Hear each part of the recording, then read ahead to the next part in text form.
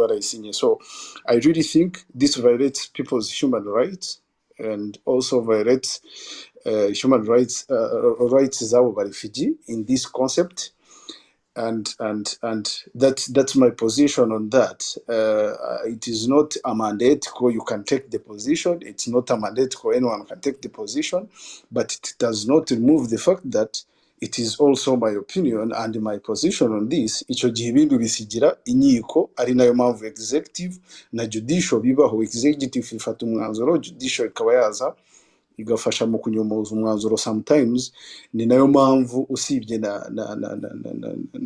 na executive even na legislative hari parliament itora itegeko and people go to Supreme Court muri judicial to challenge ibyemezo bya parliament kubera ko they feel like parliament yego yabitoye ariko bishobora kuba birimo akantu kabangamiye uburenganzira bwa muntu mu buryo bumwe cyangwa ubundi. Ikindi mbibonamo like ikindi kigize like double standards za UK nshobora kugusharinga link ubwayo yaranditse like home office yabo yaravuze ko LGBTQ people yewe n'abasilamu like that's a published report.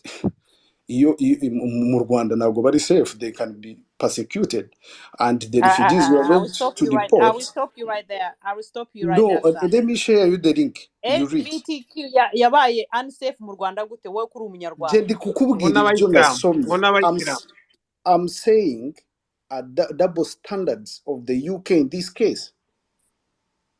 Quote me well. Okay, endelea. So UK ubwayo yasohoye report ivuga ibyo bintu.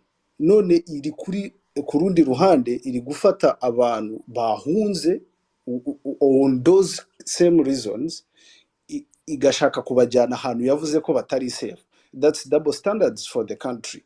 So ibi rero bikwereka ko UK ifite undi mugambi, motive iri beyond deportation y'aba bantu in my sense. Kubera ko niba ushobora gukora reporting iyo warangiza I can share you the link in DM ukabyisomera, warangiza ukora search report wanze ukavuga ngo abantu baguhungiyeho bari muri iyo category urashaka nanone kubajyana ahantu wavuze ko batari safe. That's double standards. So now and after the deal violates the human rights, violates the conventions of the refugees, violates the international law kuri protection z'abantu bari guhunga impamvu runaka. So and ikindi it also instill a certain category of racism. Why these people? Why not the Ukrainians? Kuko bose n'aba refugee, bose they can come in that manner. Kubera icyo ushaka gufata abavuye muri North Africa n'urugero, they have passed through Mediterranean Sea, bageze muri Europe, they have passed through France, bagiye mu yandi mazi, they have ended up in UK and want to take them back. Why? That's racism. And ikindi, looking back to the history, have news slavery. Abantu kandi abazungu bakoresha this method. 1 minute, let me conclude. 1 minute. Let me conclude, please. Let me conclude. Ntabwo nshaka kumbaza nararangiza submission. Becca, komeza no usoze kuko ari ibibazo. Yeah, you're going to see more questions. Yes, so, 1 minute. Then what I was trying to say, the impact of this deal in future now, kwakira abantu ikaba yabatunga bakabaho mu igihugu hari ahantu hari imisozi hatari abantu bashobora kugenda bakabaho, but this will impact our society by changing our culture, by changing our way of living, by integrating with other cultures tutazi tudahuje imico, and this will have a future impact, not just today. It will not have an impact today or tomorrow, but in future tuzagira culture imeze n'iy'Abarabu, I can say, like nk'abantu bo muri Dubai. That's how we'll end. Kubera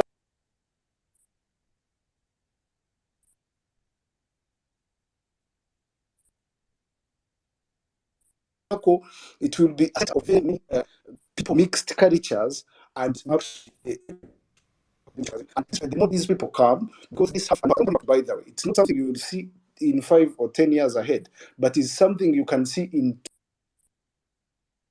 20, like 50 to 100 years ahead. So it's not a mandate ko ibitekerezo byanjye ari byo byo.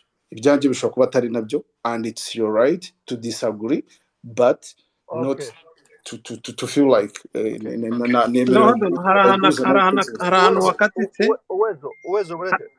ahantu yakatitse sinamwumva kugira ngo ngira ahantu yakatitse ngo biza nta kibazo uramubaza conclude Mr. Did you finish yeah, I'm done. Okay. Urakoze cyane. I know you're going to receive more questions on this kuko twari muri space y'abanyakenya. Reka mpe Lady B akubaze, naye ndakubaza nkurikiyeho nta kibazo. Lady B, go ahead, muvugane uko ari. Lady B, uranyumva? Ndakumva. But I have pinned a tweet I did on that. Let people go. Okay. Asome nizo link ziriho zibakinga ayo mategeko n'ibintu byose byishwe, even international law, even the human rights law, even the conventions, even the report yakozwe na UK ku Rwanda about the LGBTQ and the forget what. Okay. Yeah. I understand. Twebwe rwose ibivuga ku Bwongereza, we on the same page. Ibyo Ubwongereza bwakoze amakosa, ibyo turabyemera. Reka Lady B akubaze, nakubaza nyuma n'abandi nta kibazo. Go ahead Lady B. Ngewe ndashaka kwibariza Beka, ejo washashe hasi impamvu u Rwanda rutari suitable. Urumva uvuga kuri education, uvuga kuri cost of living,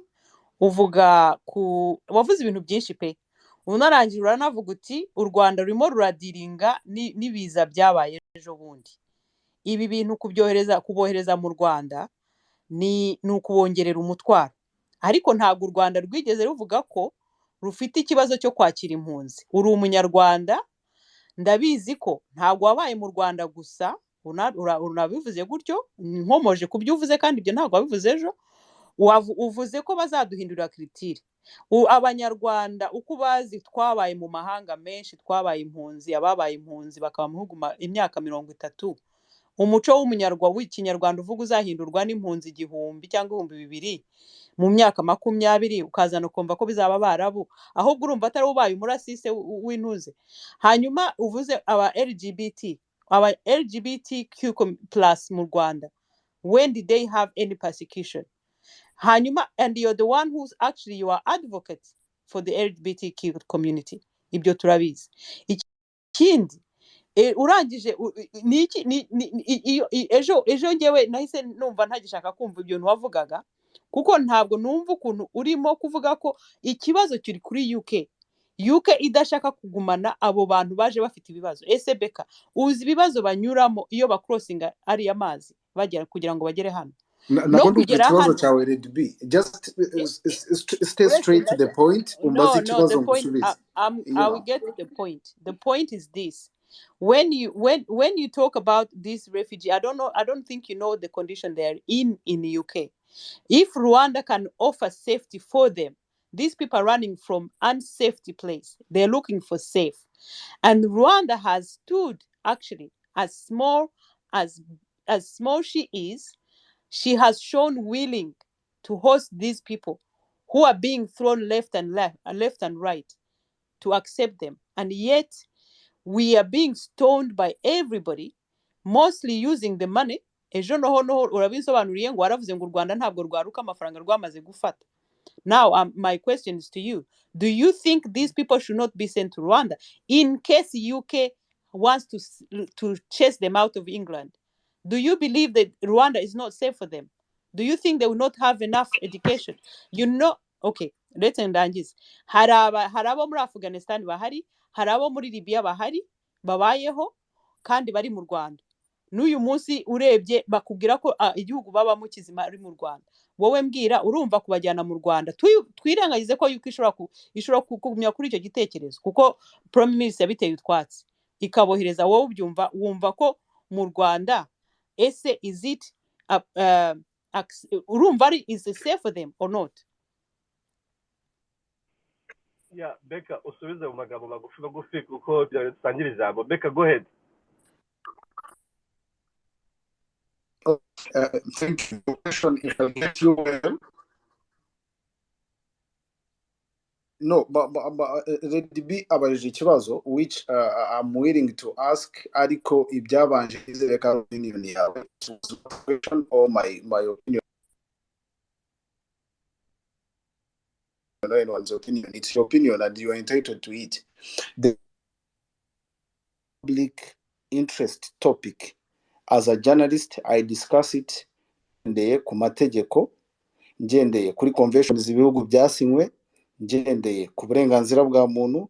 I don't discuss it n'amarangamutima cyangwa na position yari yose. So that's where I said, look at the conventions ibihugu byasinywe, look at the international laws, look at the reports zakozwe, look at life y'aba bantu. People came bagiye muri UK. Besides the challenges zihari, they even knew that muri isi habamo igihugu bita Rwanda. They did not choose Rwanda, they chose UK. Convention, the conventions of refugees allows them to choose which country they want to go to. They even passed through France. Banyuze mu Bufaransa bajya muri UK because they feel like UK is the safe place for them. So when an individual or a group of people or government take an initiative yo gutekerereza abantu bakabashira ahantu bo batahisemo, refugee convention ntago zibyemera, and these countries are signatory to those conventions. That's my position, and that's where this whole deal becomes like against human rights and against rights of the refugees. Besides the challenges they meet, izo challenges zakabaye ziba dealt with through the countries they're in, zakabaye ziba dealt with through manners that does not violate the conventions on the refugees and even the human rights of those people. But if you think to solve the problem of people, you have to subject them to violation of their human rights, that's not me, and that's not in my opinion and my position. Thank you. Okay. Yeah, magambo meza magufi rwose. Yeah, yeah. Godfather twakwakiriye uri cost if you want to jump in anytime. Godfather murao. Muraho neza. Yeah, murao. Yeah, I just want to check on you. Yeah. Okay, reka tugende kuri uwezo amagambo magufi, ikibazo kigufi rwose ubaze ariko ubaze Samuel Becker we ashobora no kubaza n'abandi ariko Oya bahati no Sam ni wowe ndi bubaze Sam. uretse gato Sam ntitumuca uruhande. Sam ndakubwiza ukuri iyi space ni wowe yakorewe, ntituguca uruhande vraiment. So ihangana usubiza ibibazo abantu ntibabindyarya. I swear to God ntabwo ngiye nzi kunyura uruhande my brother. Iyi space ni wowe yakorewe. Ndabizi icyo mbakundira mukanya biciraguraho arahari, ntimuza kumubwira mugiye kuzangaha ngo bro this space is because it's for you. Uraza gusubiza nibigukundira akanyuza kuba ufite. Thank you. Thank you, Godfather. I like you be honest. Mr. Uwezo, then let it. Yes. Sam, sinzi nimba nakumvishije nabi wenda mese nagize misunderstanding inuze yawe ibyo wavuze. Actually ibyo navuze birananditse hejuru Uwezo wanabisoma. No sindakubwira ibyo numvishije nabi none se wabimenye gute se? Icyo nshaka kuvuga hano, Lady Gaga hari ikibazo yakubaje ntabwo gisubije. Nje numvise utagisubije ku bwanjye. Ariko dukomeze. Nje ndakubaza ni nje ngize igihe ntaba mu Rwanda almost since 2000, I think 2008. Simperuka muri biriya binuza bibiyaga bigari. Ariko wenda wewe sinzi igihe uherukirayo. Wavuze yuko ari nuza mentioninze uravuga ngo mu Rwanda hari article ngo nimba Ubwongereza bwanditse about ngo umutekano w'Abayisilamu na LGBT community. Nkawe nka Sam wemeranya nabyo? Abayisilamu barimo n'abahati barabangamiwe mu Rwanda. oya ntago nemeranya nabyo. LGBT community n'ubwizi ngo barakubwira irabangamiwe mu Rwanda. Ntago nemeranya nabyo. Okay, ikindi wavuze ngo muri a long lasting cyangwa muri long run hariho ngo mbese kuzana ziriya mpunzi cyangwa bari aba immigrant ko tubivuga ngo ari impact bizagira ku muco wanyu nyarwanda. Nje sindi umunyarwanda actually ni umukongomani. Ari impact bizagira. Wambwira iyo impact zizagira ngo w'abayisilamu none se bahati ntafite umuco w'abayisilamu na umuyisilamu nyine si umuco w'abarabu nuza muslim si umuco w'abarabu. How many ndashaka ngusobanurire nimba atari racism cyangwa wowe utakoresheje nawe since ko nabyita how kuzana immigrant muri Afrika sorry mu Rwanda I'm sorry abanyarwanda umuco wabo uzatakara abakongomani ibihumbi birimo byaraje ntibawutakaje dufite intuzo zo muri Afghanistan zaje sinzi nimba abanyarwanda barawutakaje. Ese abanyarwanda batakaza umuco kubera impunzi zaje? Seriously icyo kintu cyonyine kumva uri kuvuga kurumva kitarimo ivangura rishingiye kunuza ku bwoko bw'abantu cyangwa ku idini ry'abantu. Reka ngusubize. Let me respond to you. Mubwire wihuse. Kabisa. One, ushobora kuba utandastandinze neza position yanjye. Ku kibazo cya mbere wabajije if these people ku bijyanye n'umutekano w'abisilamu na LGBTQ community mu Rwanda. Nusoma tweet yanjye ujye hasi. Ishiraho iyo report ya UK nashizeho double standards ya UK. That's a double standard to the government of UK. Kubera ko y'ubwayo yakoze report ivuga ko aba bantu babangamiwe mu Rwanda. At the same time iri gufata the same people iri kubajyana mu Rwanda. That's a double standard. So now nicho nageragezaga kugaragaza in this position. It doesn't mean ko that's the factual reality iri kuri tele kuko zaba lesbienne n'abagay baba mu Rwanda kandi we communicate on a daily basis turaziranye mu buzima busanzwe and bakora n'ama pride campaign bakamovinga. So I know, but I have to, when I'm reporting on such issues I refer to ku bintu byanditse ku ma reports because it's something that is open. Ushobora kujyaho ugasoma nawe nujya hura nasangaho na link uyifungure usome urebe niyo report uyisome understanding ibyo UK yanditse nibyiri gukora ubihuze urebe ko hatarimo double standards. That was my position about that. So now coming ku cya culture guhindura umuco muri rusange. One, this is a minor issue, but we are discussing a minor issue over something big.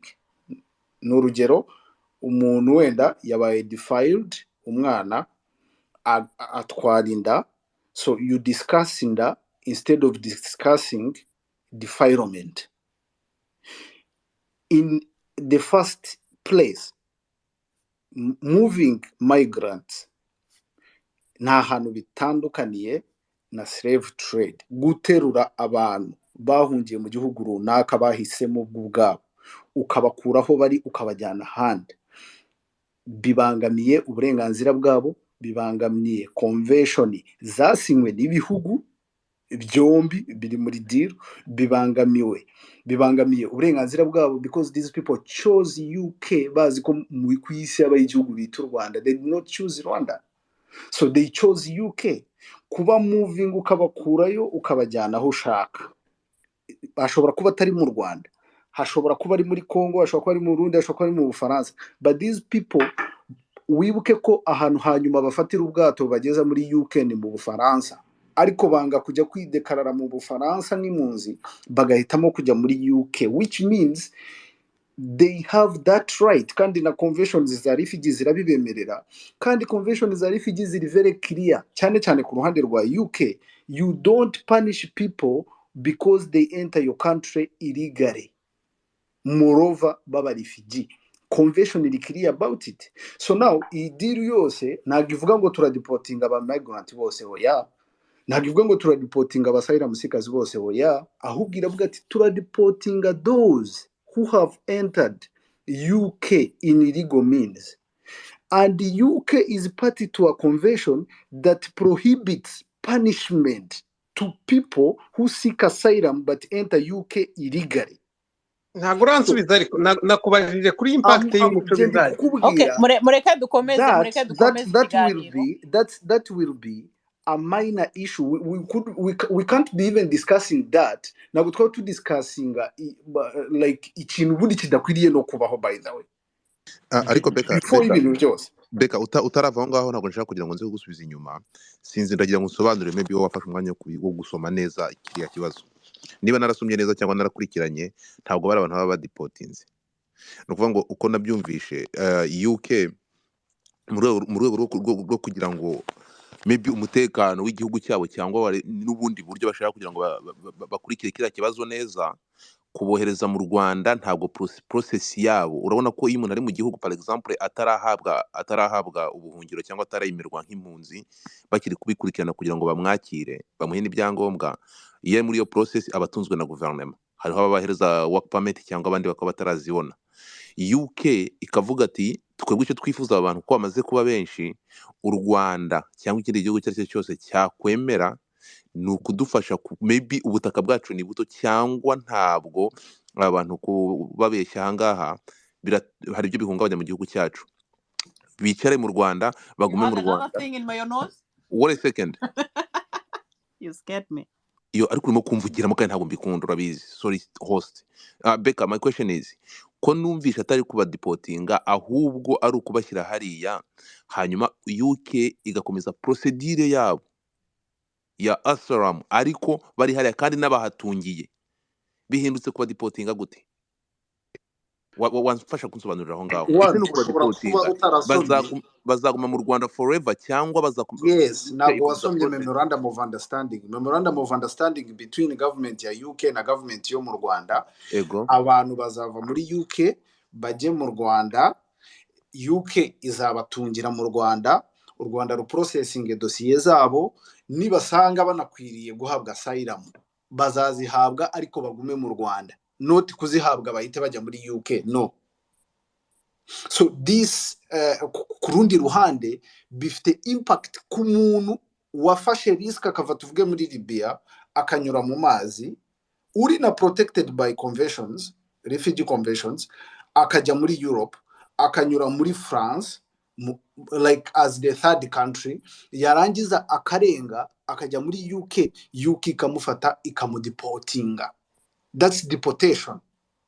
So nusoma article let me check, nusoma article ya 31 of the 1950 doing to these refugees will if it becomes the norm here in the UK, they can do it to anybody.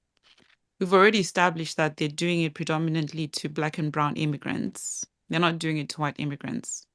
They can extend that cruelty to Black and brown citizens like myself, right? Anybody that they deem that they no longer want, they can extend that treatment to relocate them to whatever country that they decide to make a deal with. So I'm just kind of like coming here to make you kind of understand why people in Britain are angry about this whole idea. Because if refugees are the most vulnerable people that land on our shores, if the most vulnerable person who has no place to stay on earth cannot find a home here, there's no hope for us. If my children commit a crime and they go into prison, and the government decides that they're going to have a prison colony in Spain or anywhere, I won't be able to visit them in prison. Like as a citizen of a country that's involved in that kind of a deal, where vulnerable people are treated so inhumanely, it sends shivers down our spines. And it's something a lot of the people here are revolted about. So I feel like right now we're having a very high level conversation about Rwanda is a safe space, blah, blah. Like, I'm just appealing to people of Rwanda to look at it from the position of an ordinary British citizen who is black or brown, who is most prone to come across the police, who's most prone to be involved in a crime. A lot of UK citizens came in here as refugees by war started by Britain themselves. It's just a very precarious position to find yourself in. It's one of the most frightening things that can ever happen to you in your life, to be a refugee.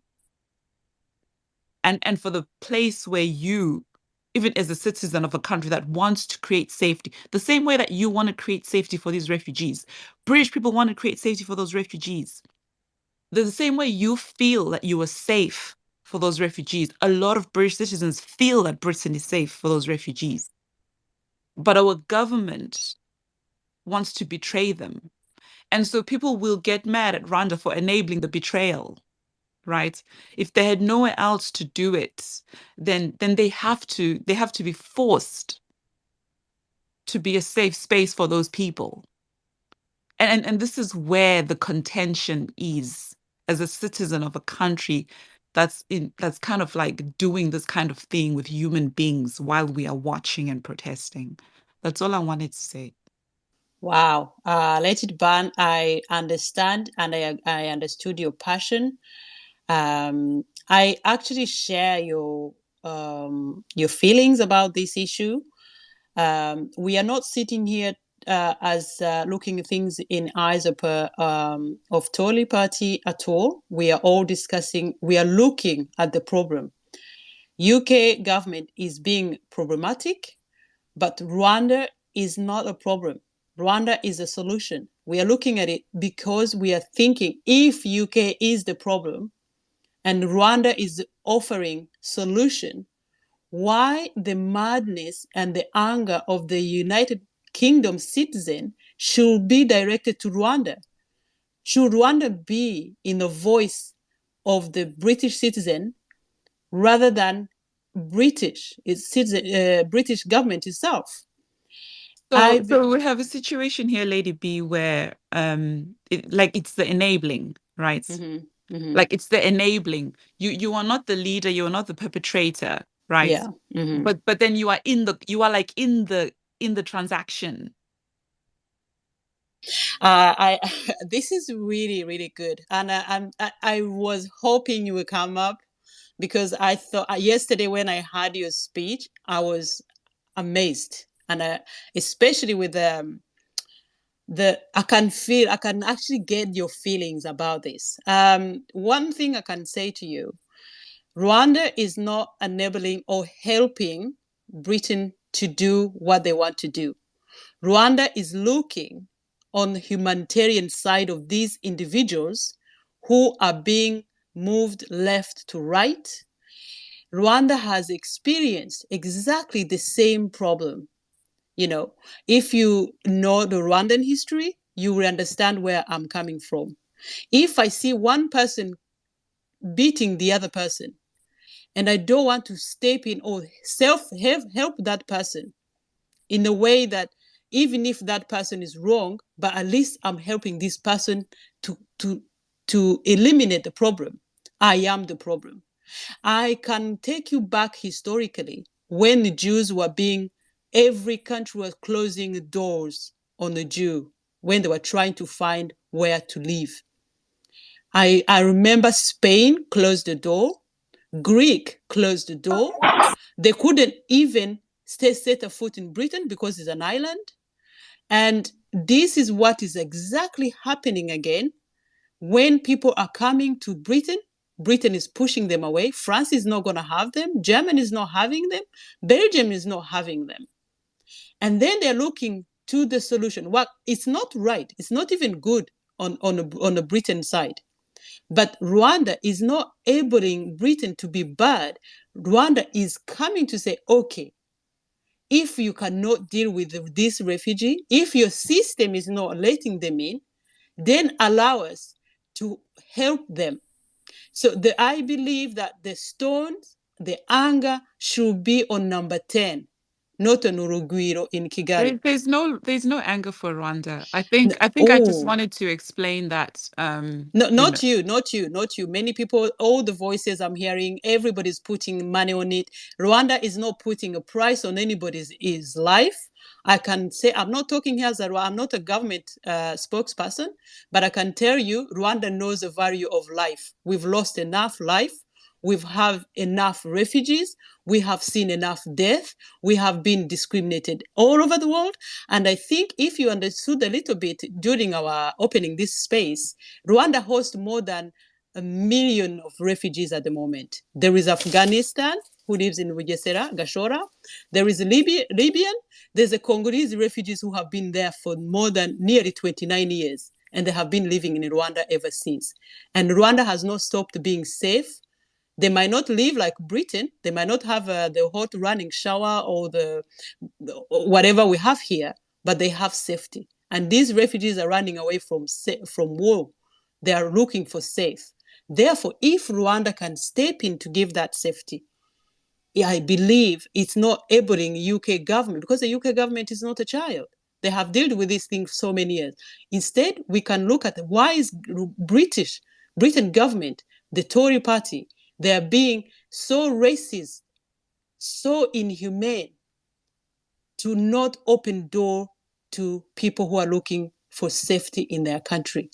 But then if this is not possible, then Rwanda it is, because Rwanda is safe enough for Burundian, is safe enough for Congolese, is safe enough for Afghanistan women who are now studying, by the way, enjoying freedom, for Libyan men who are in Rwanda at the moment, women who are also going to school, have started even to do their own jobs.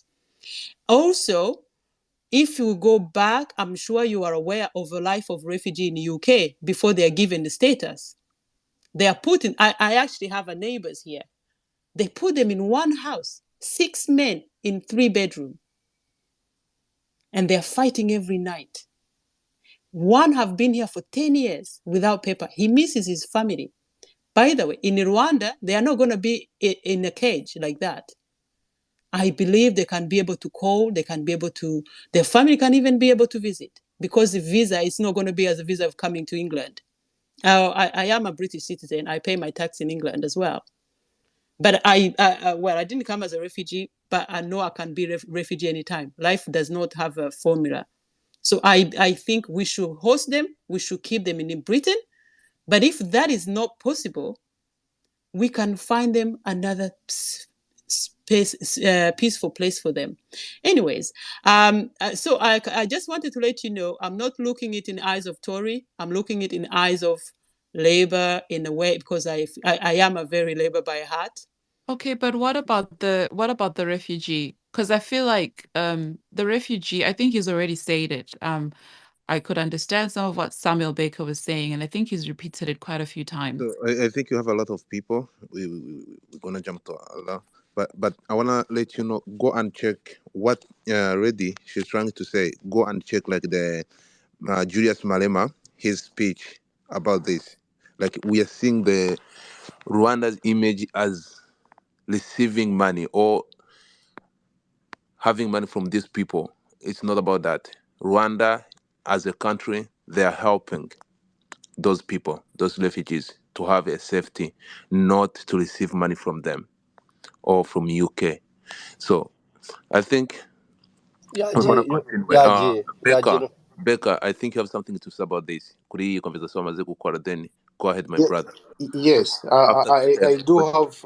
I think for the sake of let it burn, let me use English. Giving my comment on her questions.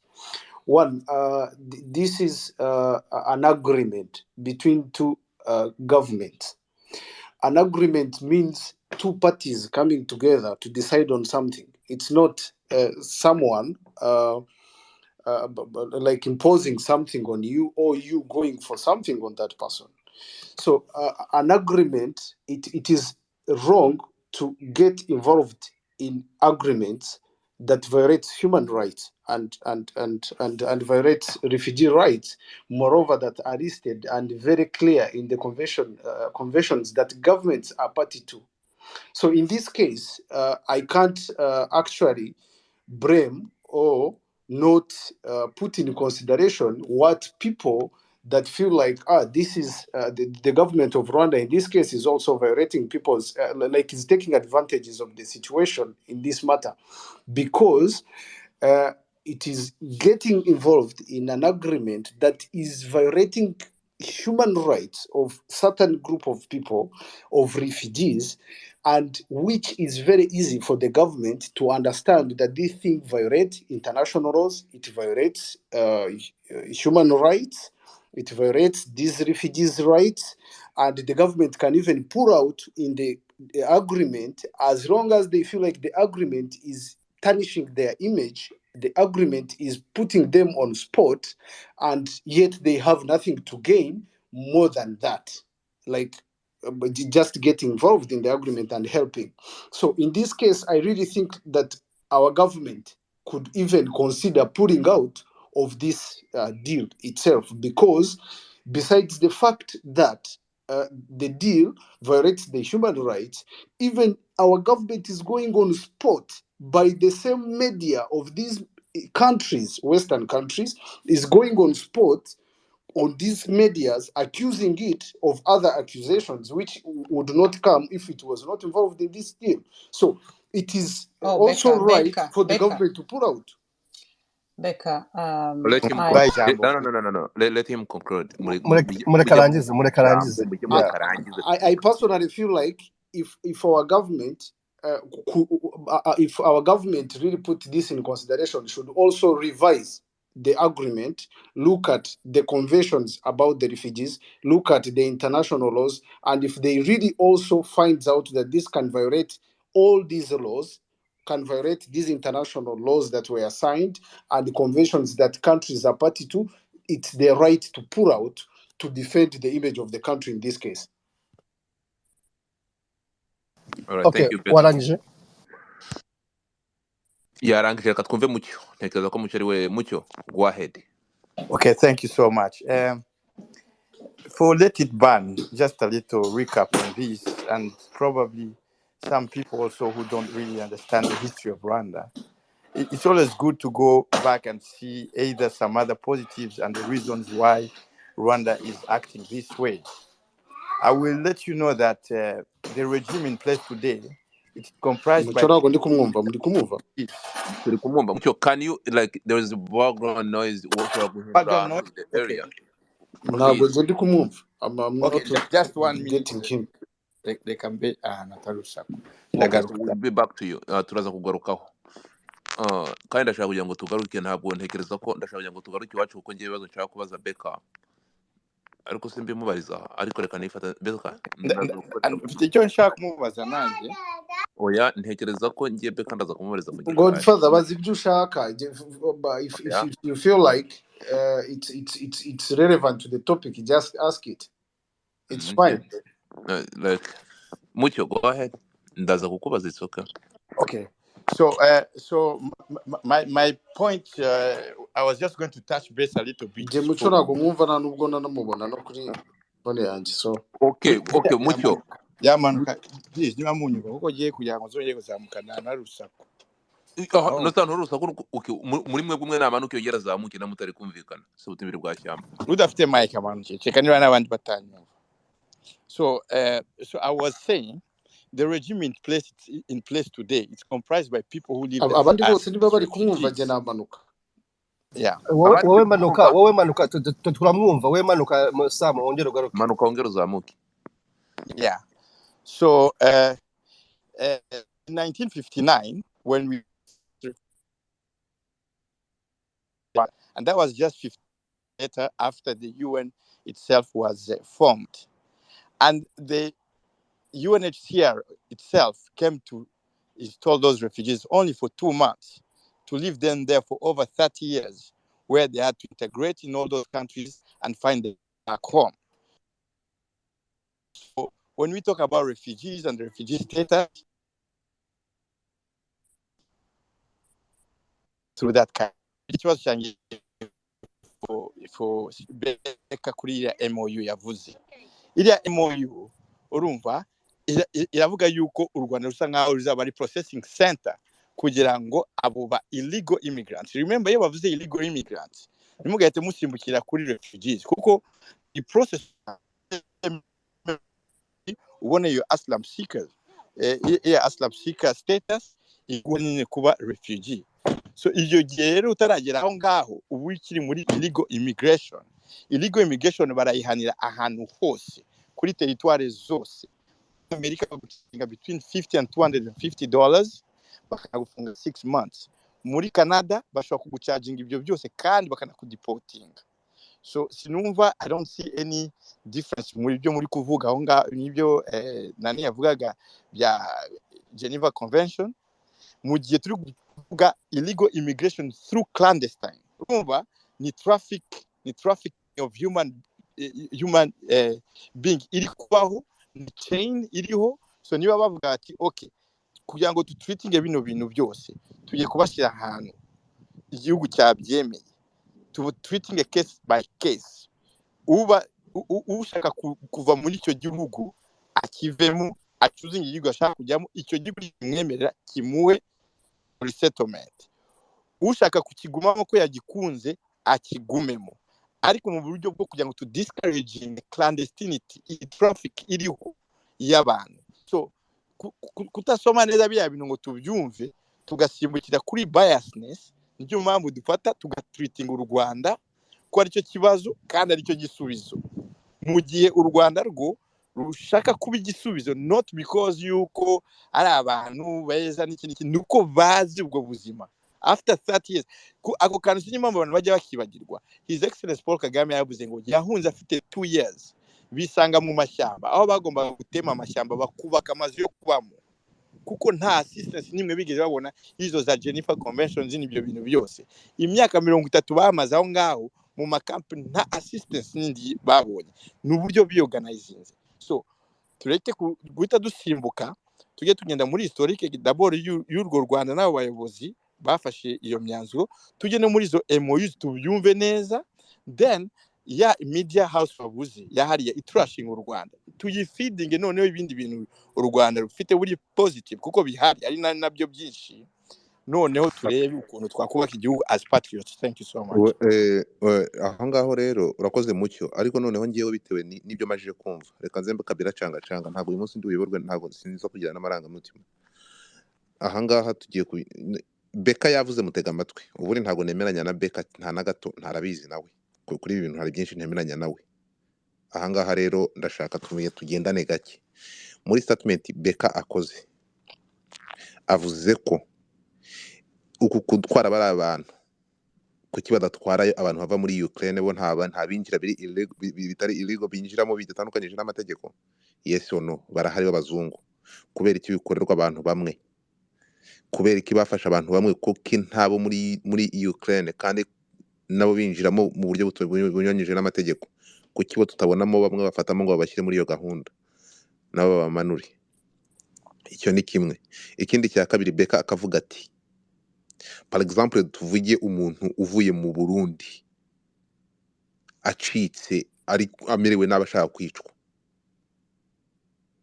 umuntu uvuye Tanzania kuko barahari, UK yakira abantu bose, birashoboka ko umuntu ashobora kuva mu Burundi agahunga, uriya muntu kumufata ukagenda ukamushyira neza ku mupaka w'igihugu yaje ahungamo, urambwira neza ko uriya muntu afite umutekano wo kwicara hariya kandi uwo yaje ahunga ari ku mupaka aho ngaho ku mupaka w'u Burundi nakoze aho ngaho muze kwasubiza kuvuga tuti eske uriya muntu afite umutekano?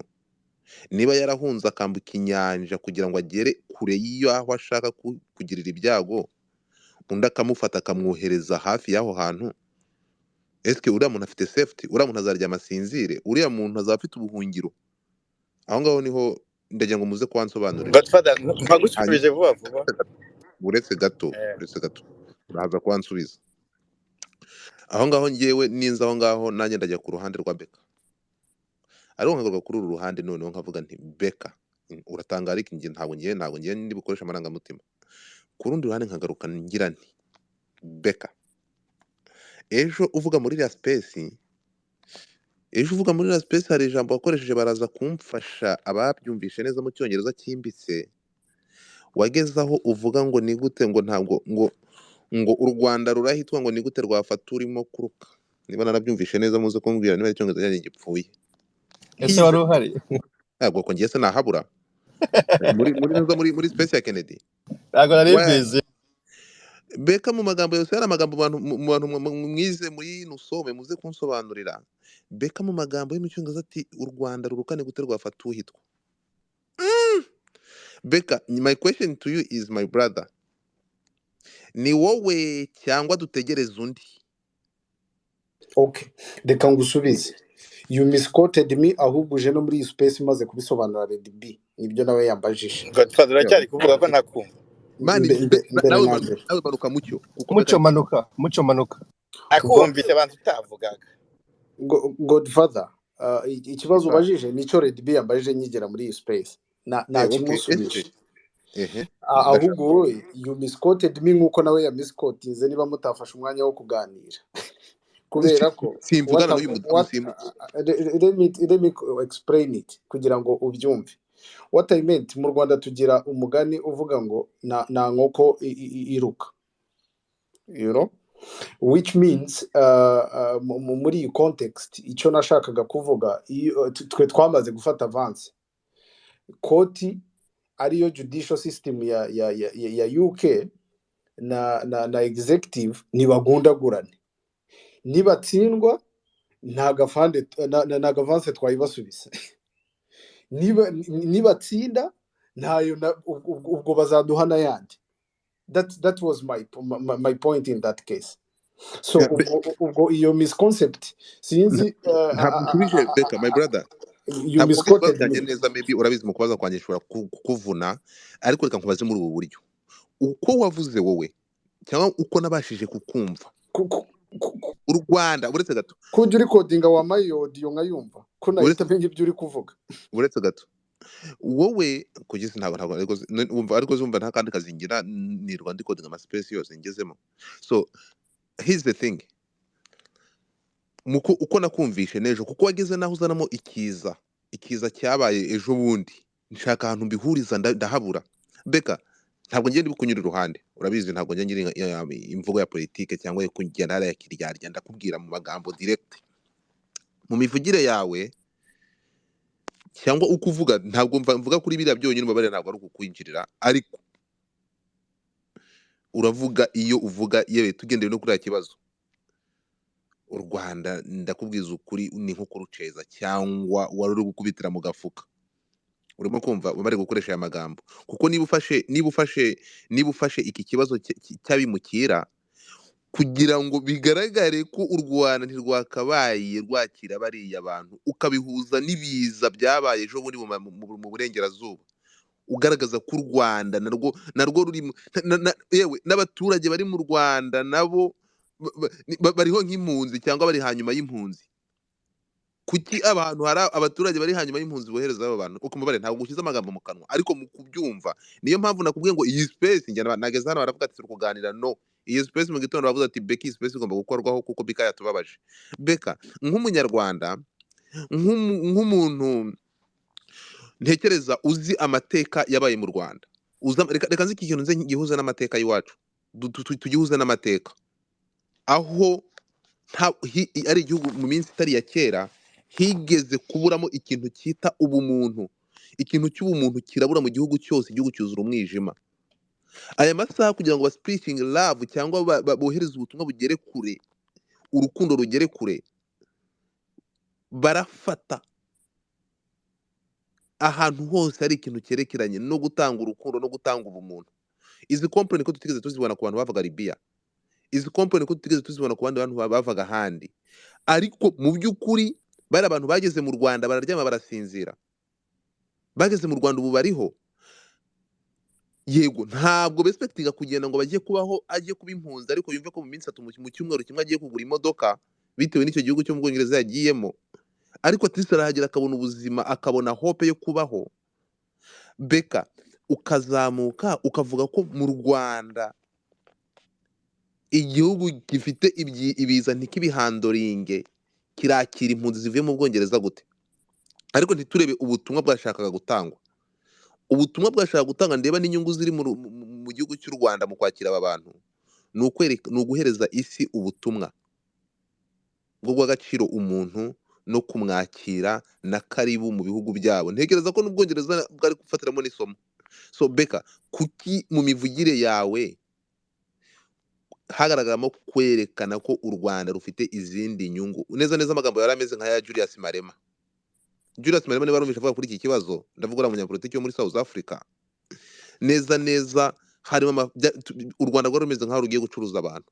Mu mivugire yawe nawe ejo kwari nko kugaragaza ko u Rwanda ruri kubikora as a business nta bumuntu burimo. Beka, wirengagiza nk'umunyarwanda wakabaye unasobanura ko biriya bintu bikorwa bitewe n'ubutumwa u Rwanda rushaka kwereka isi, nk'uko rwabivuze ko rutazongera kubona umuntu arenganwa cyangwa abaho mu kaga kubera ubuhunzi, kandi iyo experience ihari cyane cyane kuri twe ntabwo wabibonye muri iyo shusho, wabibonye mu shusho ya business. Reka ngusubize rero, aho kugira ngo Umunyarwanda utambutse opinion yawe, aho kugira ngo utambutse opinion yawe uri kuyisigiriza ikibazo. I know how to deal with people like you. Kandi it is really shameful niba all you have is to sit and discuss other people's opinions. Topic nk'iyi ugira opinion yawe, nkagira opinion yanjye, buri muntu akagira opinion ye, kandi tugira opinion bitewe na ango tureberamo ikibazo. And I have all rights from the Constitution of the Republic of Rwanda, from the media laws, from the Code of Ethics and Conduct za media mu Rwanda, to give an independent opinion on any subject depending on my view, as long as it is backed up by... Sorry, komeza mbabari. Komeza, it was by mistake. Komeza. Yes. Yeah. What I'm trying to tell you, Godfather, I'm not entitled to give my opinion in your view, kugira ngo my opinion yanjye yumvikane neza, kubera ko runaka nayumva nabi biratuma like amvuga nabi, and I'm okay with that.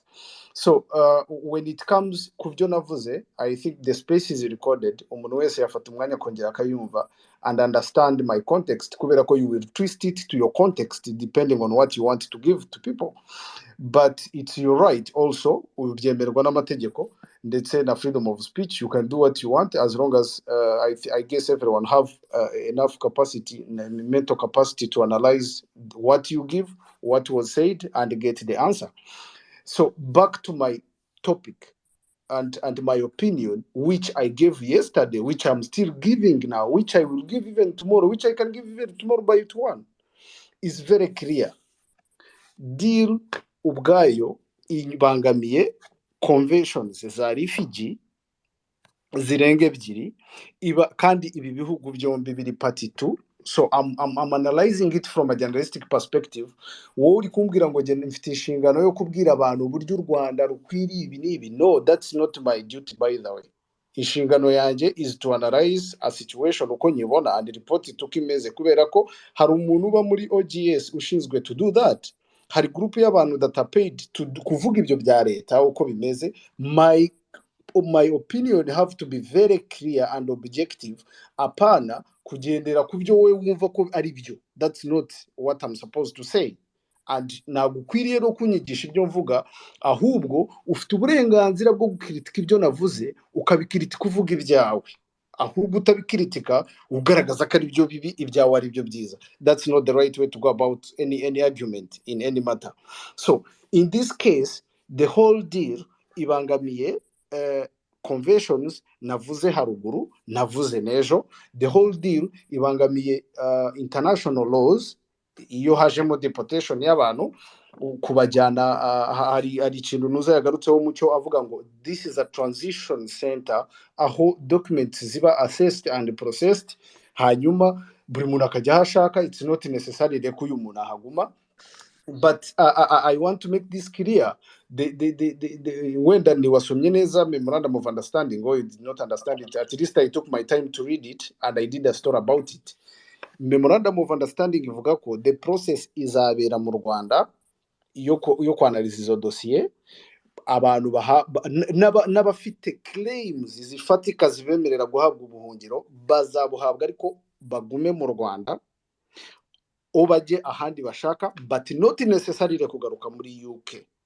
So that means that umuntu wavuye muri Libya cyangwa muri Sudan cyangwa muri hehe akanyura muri Mediterranean Sea with all those struggle akajya muri Europe akanyura mu bihugu bya Europe kimwe bibiri bitatu akagera mu gihugu nka France wowe ushobora kwita ko kiri safe akakirenga akongera akajya mu mazi akikanga ari muri UK will end up asylum claims ziri kuba processed mu Rwanda ategekwe kuhaguma.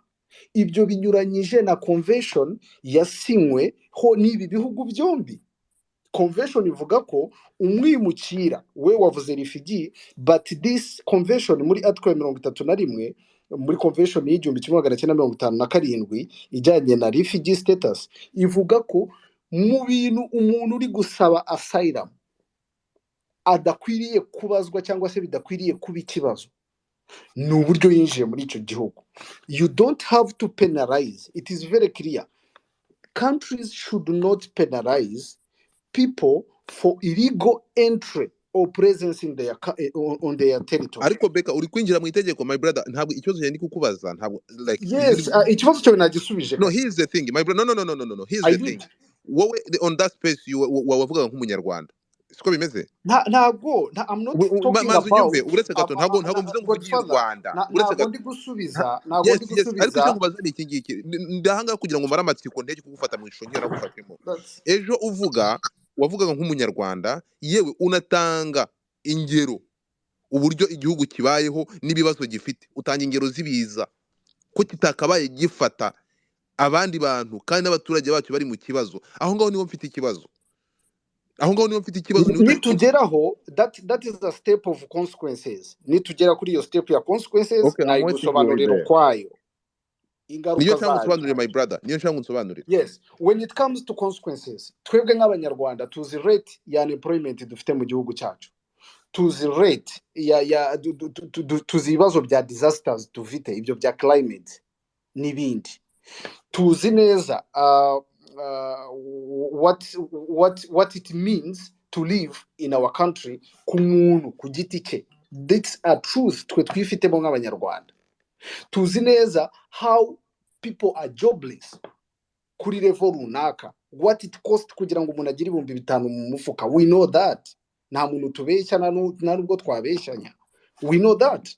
So this already contributes ibi bihugu bifata aba migrants like na UK. One thing cyangwa US cyangwa n'ibindi byo muri Europe, kimwe mu bintu by'ingenzi bibafasha kugira ngo handling a situation nuko these people can even have what to do and how to survive kugira ngo bataba dangerous to the society. You are going to bring in abantu bafite cultures zitandukanye, imibereho itandukanye, uburyo butandukanye muri situation yacu tuziranyeho tutagiye kubeshyanyaho, and this will have an impact in the future. Yes, ubyangu byemere, the impact will be there. Like which impact? Ikibazo mucyo Mike. Impact rero nshaka kumenya in future izabaho niye kubera hajemo abaye. Godfather, my point is clear. If you don't understand it, it's my opinion. You are free to take your opinion. I'm free to speak my opinion. I'm not okay. I don't think I really owe you an explanation on my opinion. mwaduhaye umwanya Godfather. Uravuga wenyine mucyo ko hari abandi bavuze. Oya ni kubera ko ari kuno atuyobya kenshi mukabireka mwe mwabireka bikahita bibira. Umva guys kandi ikiganiro twituma kiyoba kandi hano turimo gusasa inzobe turabavandimwe rwose mureke ibintu tureke kubibona kuri umuntu umwe ari we Samu na mu bitekerezo yes nta kibazo. Noneho urumva genda buza n'ukuntu mbaza kuva kigano cyatangira ariko nta kibazo. Noneho reka baza urasa ku ntego nta kibazo ya so nje nashaka kubanza kumubwira hari ibintu claiming ariko ramo statement yange kavuga ngo as a journalist. So an opinion journalist nje mba mbona ko nta na objective atagomba guclaiming objectivity mu bintu avuga kuko he is already bring an opinion. Urumva so ibyo tubishiye ku ruhande n'umuntu waje impaka kuri opinion z'umuntu nkuko abivuze. Ariko turebe noneho niyo memorandum of understanding ari kuvuga ese d'abord ngiye mbaze nsubije na Godfather kuri cya kibazo yarabashije cy'aba Ukrainians. Ndashaka kubwira ikintu kimwe, aba Ukrainians ku isi hose barabizi ko hari intambara, so those are refugees b'intambara. Uburyo baba treated is totally different. Aba bandi rero nonsense basi muri Ukraine hari intambara irenze yo muri Congo ariko mwagiye muri there you go, rinde gato turangire. Noneho aba bandi bari kuvugwa na UK. Deja Samuel Becker ari kuvuga convention protecting refugees. Iyo uvuye mu gihugu kimwe ukajya mu kindi cya kabiri kandi nicyo cya mbere wageze mu cyaje kuguha safety, deja utangiye ku breaking laws zigenga izo zose.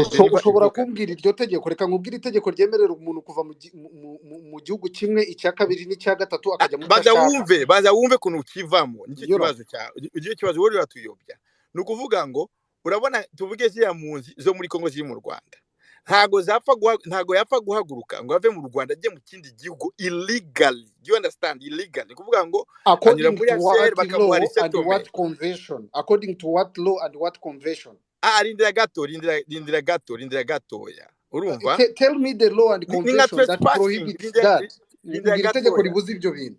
Rindira gatoya tuganire, sibyo? No, we are not discussing ibiganiro byo mu kabari. Ndaga byo mu kabari n'amategeko arinde ubusugire bw'itegeko. Vuga itegeko ribuza umuntu kuva mu gihugu w'umurifigi kujya mu kindi. Reka mbaye nkubwire, aya n'amategeko arinda ubusugire bw'igihugu. Nukuvuga ngo uramutse ufashe irihe tegeko,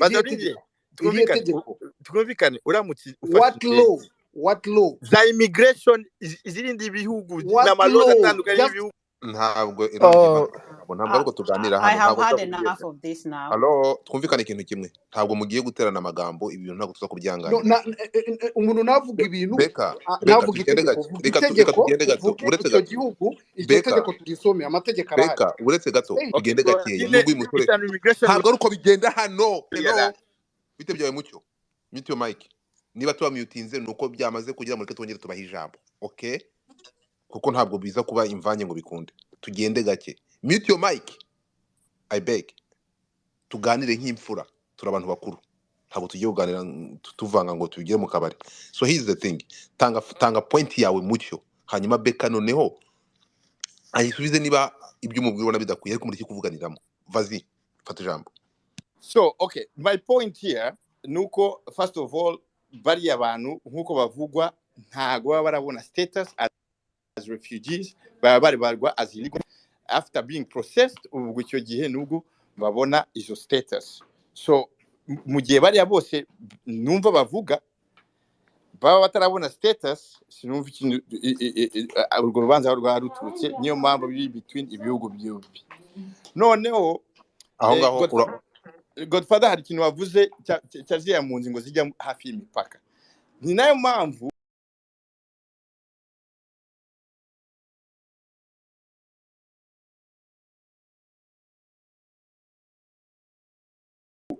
His Excellency yasubizaga ikibazo cyeje mu nzi zo muri Kongo ziri hariya hafi y'imipaka, yavugaga ati iki igihugu niba kidashoboye gukemura ibi bibazo niba bimureba bashyira ahandi hantu kure cyangwa se basubira iwabo, kuko biragaragara yuko kuba bari hafi y'imipaka yabo ari byo bisa nkaho we are being blamed for this, kandi byitwa ngo conflict ziri hakurya ziterwa n'abantu baba bari mu nkambi hano hafi. So at the end of the day nkuko bivuze Godfather, bashobora kwimurwa bari hariya mu Rwanda, bo bashobora kwimurwa ugasanga bisanze muri UK, n'abari bari muri UK bakisanga mu Rwanda. Byo bibaho, ni ibintu bihugu bishobora kwicara kugira ngo birebe safety y'abaturage. Uretse gato ihangane gato bati ihangane gatoya mucyo ahangaha ntago muza kugira kuntwara uko mushaka ngo bikunde. Ntabwo impunzi iri mu gihugu, watanze ingero, umuntu uri mu gihugu ufite icyangombwa cyangwa wamaze kwinjira, ufite amina banabyita gutyo se, cyangwa ufite stati iri ya registre muri UN, iri muri HCR i Geneve, izina rye ririyo, uwo ngo ntabwo ava mu gihugu ngo ajye mu kindi n'importe, ko ntabwo ashobora gusohoka mu gihugu niyo agiye hari passport za UN. Tubyumvikane tubigendanemo neza, aho ngaho niko bimeze. Uyu muntu mutandukanye n'abangaba Beka ari kuvuga baza bari sans papier, badafite ahantu na hamwe, badafite icyangombwa na kimwe kibarengera. Uyu muntu yazunguruka ibihugu byose ashaka ajonga yumva umutekano we muri mind ye, niba yumva umutekano azawubonera mu Buhinde, agomba gukora ibishoboka akanyura inzira z'umusaraba akagerayo. Urimo kumva? Kugerayo rero akagaruka yamara kugera iyo ngiye bakongera bakamufata muri bya bihugu byose yaje asimbagurika avamo adafite umutekano, akaza bakagenda bakamusubizayo neza ku mupaka w'igihugu cye. Ahangaha nibyo navuze mbona bitabe kinga sense, ntabwo byumvikana kuri izi mpunzi. Ntabwo byumvikana kandi na convention y'igihumbi 1959 irabibuza. The convention does not stipulate what a person must stay in the first safe country in which they are alive. It means umuntu yemerewe kugenda kugera hagera yumva ko afite umutekano. Concluding kuri aka kantu mucyo, urumva kanangiriza kuri aka kantu. Ese bari abantu bazava mu Bwongereza bakaza mu Rwanda, bazaza bature, bazabashyira mu nkambi? Icyo ni ikibazo nibaza. Niba bazabashyira mu nkambi, ngiye nigeze kuzanga ndababwira nti ibi bintu bishoboka gute mu nkambi? Twebwe ngiye imiryango ngiri mu nkambi hariya mu Rwanda, bari mu nkambi hariya mu Rwanda, n'abandi bari za Uganda. Bari abantu nibagera hariya mu Rwanda bavuye mu Bwongereza, bazaba bari andayande, bazaba bari andaya hasel yo mu Rwanda, izafata mu nshingano nk'impunzi. Yes, nikuvuze yego nani oya, leta y'Ubwongereza nizabitaho, ifite amafaranga itanga. Nshatse kuvuga maybe leta y'Ubwongereza nibizabitaho, ariko niba hasel izabitaho, ngiye nabara bagira inama bahunge bave mu Bwongereza bashaka kandi bahungira, kuko tugende gake yarabitwara gake mu nkambi hariya iwacu, mu nkambi zo mu Rwanda. Abantu bacu hasel ibaha $3 par mois, amadolari 3 ni yabatunzi. Tugende gake twumvikane, $3 niyo abatunzi. Ndashaka mwumva ko gahinda mwese muri abanyarwanda hano, ibaze kugaburirwa amadolari 3. Claudine, funga mike yawe. Reba gutungwa na $3 par mois, si bose, harona batayabona. Hanyuma hasel kagenda ku nkuta zabo igashyiraho amafoto ngo babo bakiye ba piscine mu nkambi, ngo bateka kuri gazi, bakabaha $3 par mois. Babayeho nabi cyane, barababaye. So nituzangaha rero tukajya gusasa inzobe umuntu. Ngiye ndashaka kuba urugero, reka mbahe example, reka mbahe testimony. Ibyo ngibyo muri kuvuga ngo impunzi ngo hariya ngo bashobora kugenda ngo bakabaho. Tugaruke kuri aka kantu gatoya. Wowe mucyo ibyo uri kuvuga, kuva 1996 ndi mu nkambi nkuko tubizi. Ubundi iyo abantu bakiriwe n'ibihugu nka kuriya, tufatire Bugande, dufatire za Kenya, yewe no mu Rwanda, batanga resettlement. Habaho resettlement, hari cases zitandukanye. UN ifitanye imikoranire n'ibihugu yafi ya byose, ibihugu bitandukanye, especially by'Iburayi, za Amerika, na za Australia, naho handi hose bafitanye imikoranire ku buryo batanga resettlement. Impunzi ziri mu bantu batandukanye bakabona resettlement, bakajya gutura muri ibyo bihugu. Bafite ikintu bagenderaho kuri insecurity n'uburwayi. Ibyo ni ibintu biri clear, mujye mu mategeko ya OIM murabibona. Igihugu cya mbere gitanga resettlement nabashije kubona n'u Rwanda. Niho hava impunzi nkeya zibona resettlement. Ngahibaze niba ibyo ngibyo uko bimeze. Ngewe nasohotse mu nkambi, abantu benshi bagiye basohoka mu nkambi kuko nta resettlement ihari. Bagasohoka mu nkambi bakajya mu bindi bihugu, bagahindura amazina, bagahindura identité kugira ngo babone resettlement, babashe gutunga imiryango. Kuko ntabwo ambwira ko $3 ashobora gutunga umuntu. So ku rundi ruhande rero ngiye wahangana garukira beka, ahangana ndazagarukira beka ku buryo ku rundi ruhande rumwe. Niba hasel ariyo izafata mu nshingano abana abaturage bava mu Bwongereza, Godfather ntago ariyo. Let us not waste time on that. Godfather, kuki uri gukomeza abantu bazava muri UK bazafatwa mu nshingano na leta ya UK, yishyura buri muntu uko agomba kubaho. That's what is in the memorandum of understanding. Abangabo ntago sindi kumva ko bakiri impunzi ukundi. None ze niba ntago ari impunzi, rega impunzi ntiyabonye status, nabibabwiye. Sinzi impamvu turi gukoma kuri ako kantu kugira ngo tuyobye imirari gusa. Ariko mucyo ntabwo kumva neza. sorry. Migrants and impunzi none se umuntu ahinduka a migrant cannot turn into a refugee later ariko after wari uzi yuko ba expiring migrant bamwe the babima phase. status ya refugee wari ubizi ariko Ariko mucyo aba migrant muri convention guys z'aba dufite refugee abantu bari bamanitse defined. amaboko kuva kare mwe kubananiza mureke dukomeze uwaje mbere ni Rucuro hagakurikiraho ninde ni Didi ni Sage Rucuro fata ijambo twumve ibyawe.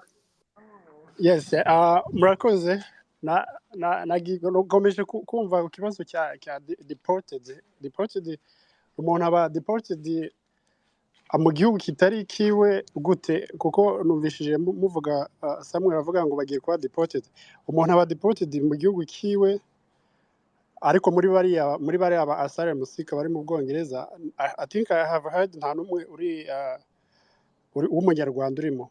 So you'll be deported if there is someone have Rwanda's origin. So how can someone be deported with That's a good the question. country with not origin? You must So answer ako the question kabazo Supreme Court. reka manza atange point ye nani Claudie ihangana arangize hanyuma uze gufata ijambo umuvugiremo komeza Rucuro. so by conclusion none ni gute hanyuma amategeko azaba yishwe those convention you have talking about. So yeah, baraza that's all kugusubiza question I have. Okay. Beka musubize amagambo make Rucuro, did you read the definition of deportation muri convention? Deportation ikozi for example No, apana Mukongomani. uko ijambo riba interpreted mu cyongereza no mu kinyarwanda siko riba interpreted muri convention zino mu mategeko. Deportation ngaho urayobeje. No, deportation muri convention nubwo bakujyana ahantu wowe wumva utari safe ubu bayi deported wowe ku giti cyawe baba kudeportinze none se reka nkubaze RDB Beka aho ngaho uratwibye Beka siko bimeze.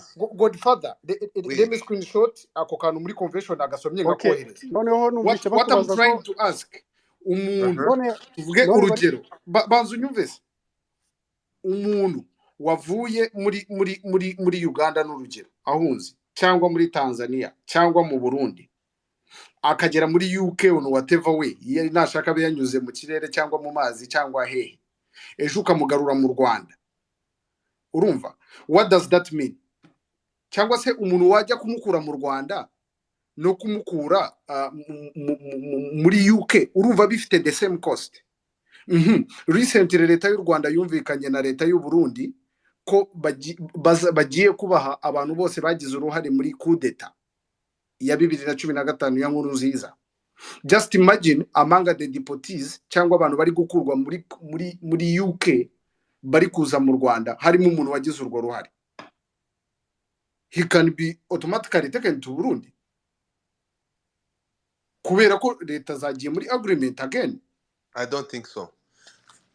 You don't think so? No. That's your right to not think so, but it's my right also to think so. Okay, it's your right to think so ariko ntabwo ntekereza ko ariko byagenda kuko bano bantu bari under ya UK ibafite mu nshingano kubitaho ntabwo u Rwanda rushobora gufata uwo muturage. Nyine under what law jenyereka ngo byanditse aha umugabo yababwiye ko ari opinion nzize mu mureke. Okay, anyway, Beka rwose ntago turi hano ntago turi muri definition z'icyongereza mureke mbabwire ikiganiro mutangiye kukibisha kandi cyari kiryoshye jewe rwose mwaneganye inkari wamugani wa Godfather mwaneganye inkari reka mureke ibintu byo kujya kuri ama definition n'ibikina ngo twabivamo turashaka gusobanukirwa. Beka ngenda ndavuga nyuma ya Sage nta kibazo ndashaka kubaza ese ni Sage cyangwa ni Didi? Okay, ni Sage waje mbere ya Sage. Okay, Sage reka ajyeho Didi then ubwo ndaza gukurikiraho nta kibazo kuko Beka mufite ibibazo byinshi. Sage murakoze cyane ikiganiro cyiza cyane hano kiri contradictoire ntago ubusanzwe urunyurane rw'ibitekerezo hari igihe bituvanga ariko ikiganiro genda gikunze cyane n'uburyo mukiyoboye. Ndavuga nk'umuntu uzi ku by'amategeko kandi wabikozemo. Nashimishijwe nuko mbona muri space hari abantu bazi iby'amategeko ku buryo icyo umuntu atavuga neza abandi bazi ku by'amategeko babikozemo babasha kumwunganira cyangwa kunyunganira cyangwa kuminyuza. Ariko mbere yuko mva kuri iby'amategeko hari ibyo nemeranya n'ibyagiye bivugwa yaba Lady B n'abandi bavuga ati ikibazo kinini kuri iki kibazo kijyanye n'impunzi zizoherezwa mu Rwanda kiri ku ruhande rwa UK. Icyo ndemeranya nacyo rwose ntashidikanya. Hanyuma ariko nk'uko uriya mudamu wundi nawe wo muri UK uriya muturage we yabivuze akavuga ati u Rwanda narwo ruri pati ikibazo mu buryo kuza kukundagoya. Niba uvuga ko uzi ibyo ntekereza nakwiye ukabivuga nta kibazo. Okay, icyo nashaka kuvuga ni iki ngiki. Nanjye nemera yuko ino deal muri rusange ni violation kuri human rights, ari ziriya conventions, ari n'izindi legal principles zo muri international. Hanyuma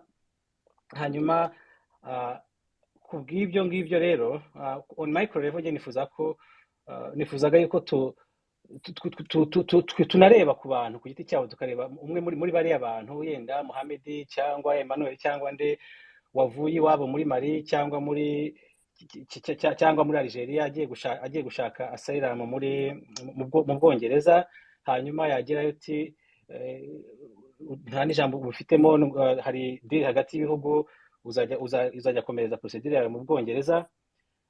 Icyo ubwacyo niba mfite umwanya nabagira muri ya convention, ntabwo ireba refugees gusa, inareba asylum seekers, ikareba IDPs, bariya bitwa internally displaced people.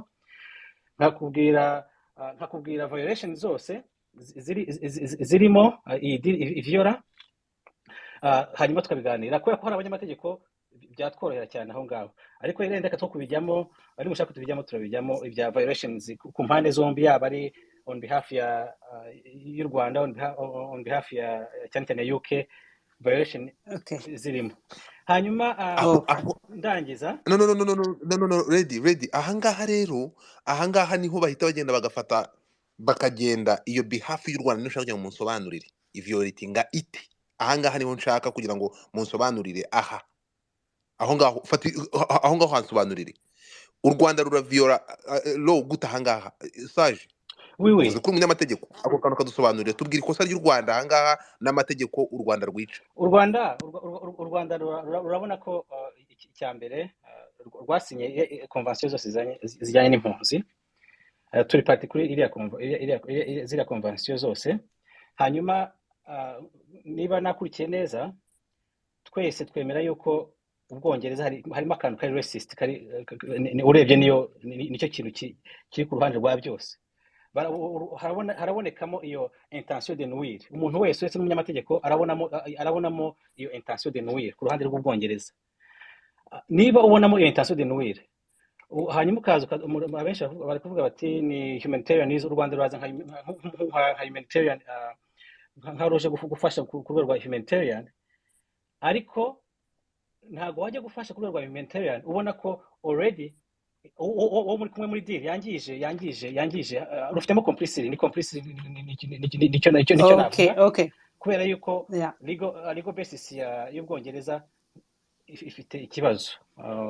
Hanyuma rero nsoza icyo nashaka gusozerezaho nuko u Rwanda rushobora kuba rufite humanitarian reasons zituma mwavuze bikomoka amateka yacu n'ubuhunzi, ariko abashinzwe gukora policy bakoze nka cost benefit yuko abandi mapolisi yose akorwa, bashobora kubona hari unintended consequences iyi policy izagira, ku buryo gihe bitazantangaza u Rwanda ruvuye muri iyi deal.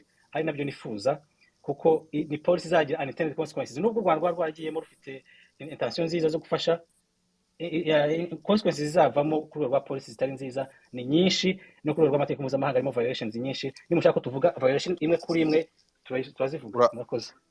Urakoze cyane, nyamara abagabo baraza kumpindura mpinduke kuko bari kumpa fact. Twihuta reka dufate noneho Sage, ufite akabazo kuri Sage gatoya. Sage, ibintu Beka yavuze ko kuzana ziriya mpunzi bizatuma duhindura umuco bizatuma tugira ingaruka biriya bintu urabyemera wowe iby'umuco ntabwo mbyemera ibyo by'umuco ntabwo namwumvise bivuga urakoze ariko cyane Okay. ubwongereza si ubwo iyo Okay. bagiye mu Reka bwongereza njyewe nibarize. umuco kuko batawuhindura bazawuhindura mu Rwanda. Now let me ask Sam, say Sage Nako. Now we talked about laws, we heard about convention and everything, okay? Now my question is this. Ngiye kukibaza mu cyongereza sinzi niba wa mudamu yagiye cyangwa gihari. Ariko ikintu ngiye kubabaza uyu ninde umuzamu uyaje kuvanga space uyu muntu nazi wari we ubushize naramwakiriye atangira kuyivanga. Uyu witwa nibi bin Hamza mu musore muvuga kuko afite virus. No, Hamza ni umunyarwanda ubaye. Niwe? Uyu ni umunyarwanda. Okay, sawa rero. Ndabizi warahamutse baraguhamuye. Oya, hari waje aramvangira. Okay, ubwo giye ikintu nashaka kuvuga ni kimwe. Tumaze kubona amategeko, sibyo Sam na Sage. Tumaze kubona uko ibintu byose bigenda by book by book. Ntabwo mubona ibintu byapfiriye kugira ngo miliyoni yicwe mu minsi 100. Nibyo bipapuro bari. Murabyumva?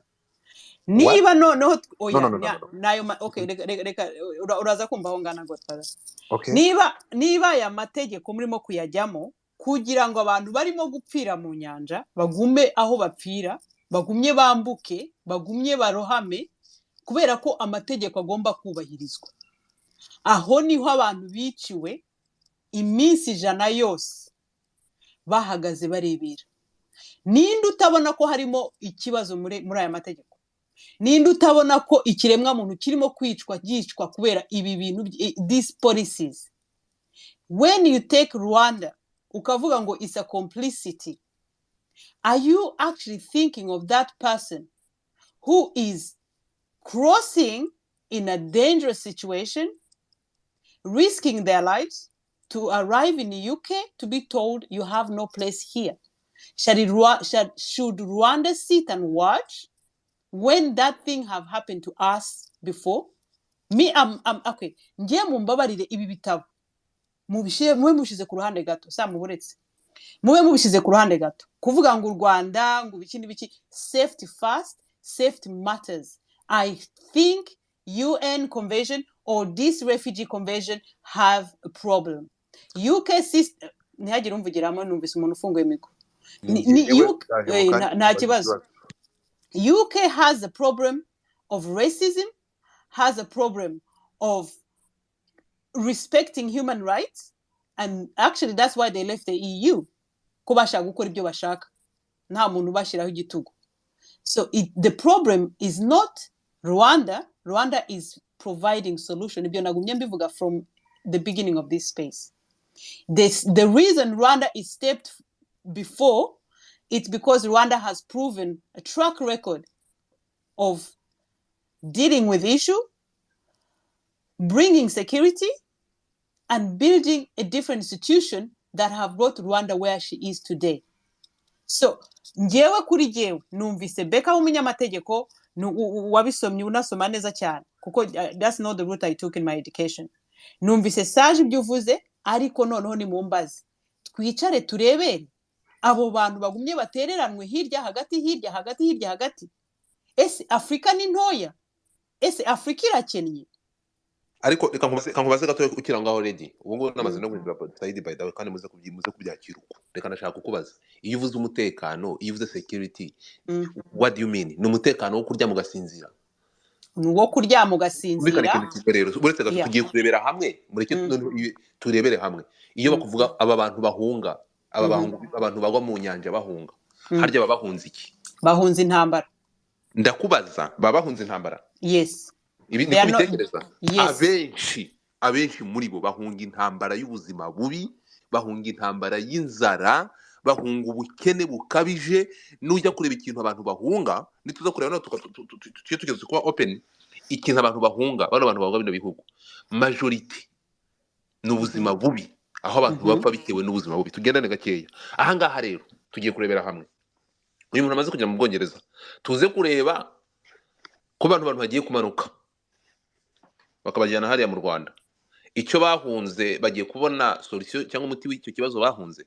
abenshi bahunga ubuzima bubi ntituze kubinyura uruhande abanyafurika benshi bagwa mu nyanja bitewe n'ubuzima bubi n'ibihugu byabo bikabijwe bigiye kwicwa n'inzara cyangwa bari mu buzima bubi badashobora kubaho ariko ari uzi ko ibyo ngibyo bitakugira legitimate uretse refugee gatari ibyo ko wari uzi tubivugiramo ko twaguhaye umwanya wawe ko gufata umwanya wawe nituza kurebera ahangaha rero nituza kurebera ahangaha dusase inzobe turebere hamwe uyu muntu waje ahunze ariko mu guhunga akavuga ati atirise naho ngiye nintapfa nzagera hariya mpungu ubushomere ngere hariya nkore tunga umuryango wanjye nasize inyuma tuzi kubyirengagiza turabanyafurika tuzi reality y'iwacu sibyo hanyuma uyu muntu uramufashe nyuma y'ibyo byose urwo rugendo rwose n'inzira y'umusaraba yarafashe ubuzima bwe akabushyira mu kaga uramufashe umushubije ahantu atazigera abona akazi sibyo na wa muryango mwese ese kababazi mwese ko ntawe urataha ko majority y'abantu baranga mwese muri mu mahanga cyo tuvuga reality so here's the thing ndabizi muraza mwese ko mutarataha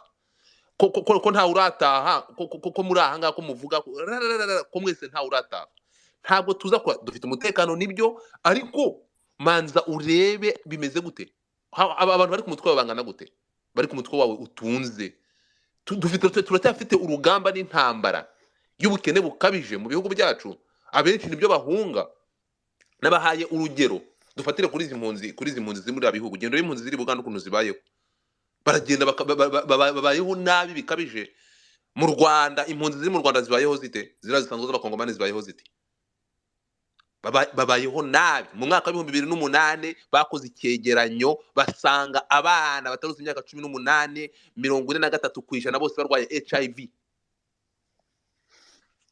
mu nkambi y'ibyumba kuyihe mpamvu gendere mu mujyi wa Kigali abana bo mu nkambi nibo bakora akazi ko mu rugo nibo babaye bo mu rugo nibwo buzima se hasere irabafata ikabigisha bagera mu 3 secondaire bakirwanaho which kind of life is that so turebera hamwe turebe uwo umutekano se n'umuntu uri kurasana n'intambara gusa oh yeah godfather okay nituza kuzanga ugerageza ko if we will talk about this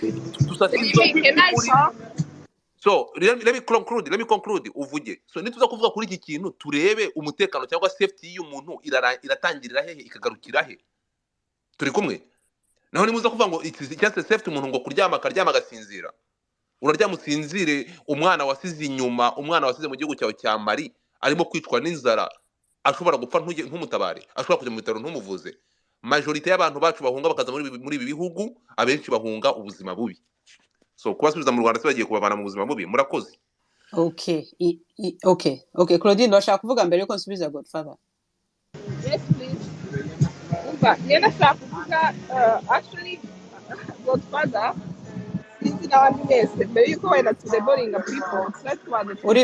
uri mu rusaku Claudine okay reka ngende habana turakumva anyway ngenda kuvuga ibintu nka bitatu ndashyigikira convention ya refugee noneho ikintu umuco icyo nazamutse ni uko mucyo yavuga ngo bano ntabwo ari refugees ngo ni asylum seekers ariko convention irengera impunzi irengera asylum seekers aba internally displaced people n'abantu bose bahunze bagusaba ubuhunzi so ntabwo ari illegal migrants as soon as nabivuzeho as soon as umuntu ugenda asaba ubuhunzi umu officer agomba guhita ahagarara akakwakira hari principe yitwa non-refoulement cyangwa non-refoulement iri principe igayidinga all countries zasayidinze zino conventions yo irakomeye cyane nayo mpamvu iyo ubona abantu bakunze tuvuge bava mu bihugu runaka igihugu kigomba kwakira aho ibihugu bidafite ububasha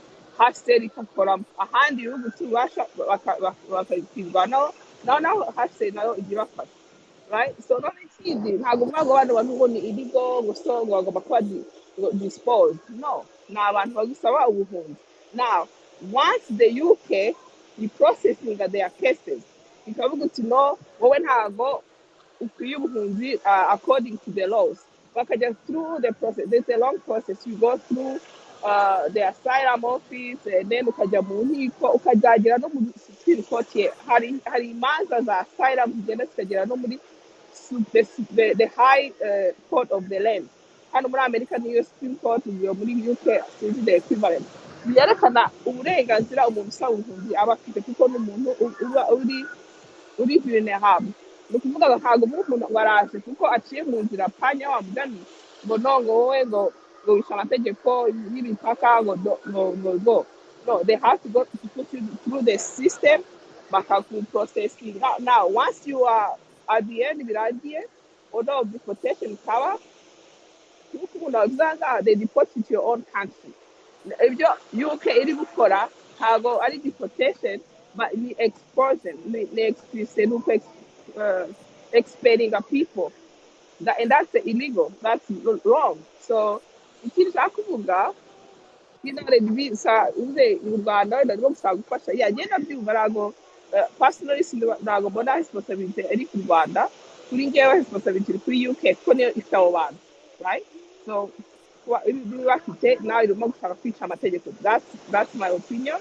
Ibindi ubwo byajya muri mu manza ntazi. So ikindi you have to understand bino bihugu by'i Burayi na Amerika ni iki bifite moral responsibility because nibyo biteza chaos ubwo duhora tubivuga mu bihugu byinshi bya Afurika bya Aziya na hehe bigatera chaos. They have a moral responsibility to help people kuko nibo bateje ibibazo bituma abantu bahunga. So and lastly ntabwo umuntu uhunze umubwira ngo jya mu Rwanda niyo ya third party state country ni ukuvuga ngo like in the UN convention na US na Canada bamaze gusinyara ama agreement ivuga yuko umuntu uzahungira US mbere yuko ajya muri Canada azabanza ku exhaustinga the process of the US because the US and Canada they both think they are on the same level of third party safe country or third safe country. So now muri rubanza nyararusabye bavuze number one yuko u Rwanda the asylum system I think iryo Godfather yavugaga yuko system yo kwakira impunzi yo kuzintegra yo kuziprocessinga ngo itari kuri standard za the UN ishaka cyangwa se za UK.